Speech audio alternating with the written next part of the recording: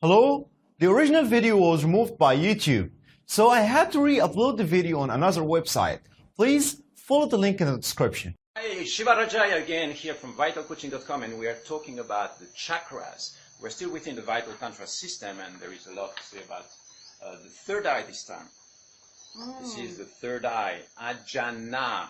It's right there. Ajna. Can you feel your third eye? I can, but I can see yours. You can see mine. I can see yours, and I can feel mine. Look. See, I put some symbols on my third eye when I wake up in the morning. You know why I do that? To activate it. Exactly. I'm guessing. To activate it. Because I like having my chakras awake. I don't like when they are sleeping. No. It's much more fun to have your chakras which are like buzzing with energy. So when you give, if I put a symbol on your third eye, what's going to happen is that I'm going to give a certain intention. It's like it's a message to your spirit.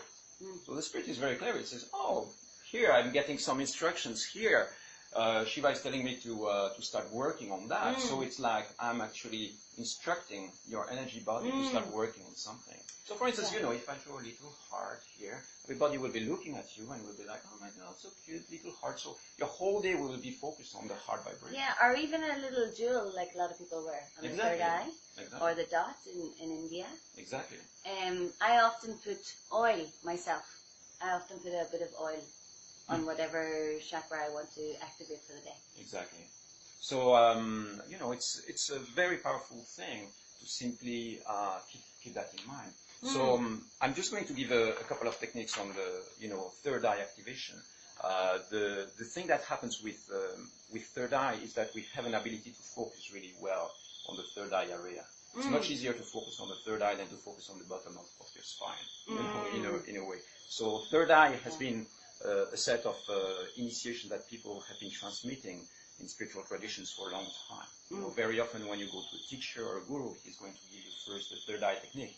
Because once you have the third eye, you open your inner vision and you start seeing the dynamics of life. This is the quality of the third eye. It's really magical because once you start meditating on there, and I remember after 3 months of practice with a very specific mantra, that I was really like seeing the dynamics of life. It was really like a revelation process, like seeing my mind opening up through the reality of who we are as human beings and understanding what goes on behind the veil of the physical existence. So. And the third eye is very connected to the pineal gland for this activation. Yeah, exactly. So, yeah, what you can do to activate your third eye is, you know, put a little red dot on your forehead, for instance, but there are lots of other techniques. So the technique that I want to give you today is simply to use the word Ajna. Ajna is the name of the third eye.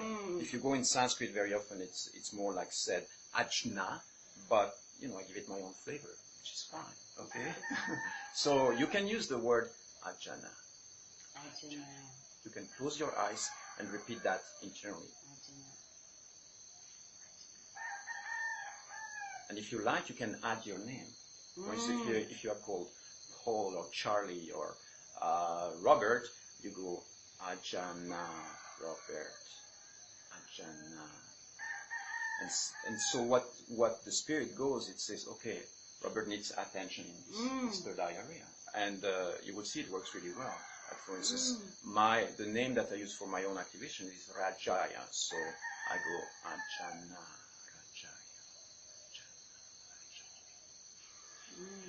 Something that works really well is to combine that with the breathing as well. It means that when you breathe and you focus on the in and out feeling of the air coming in and out of your nose,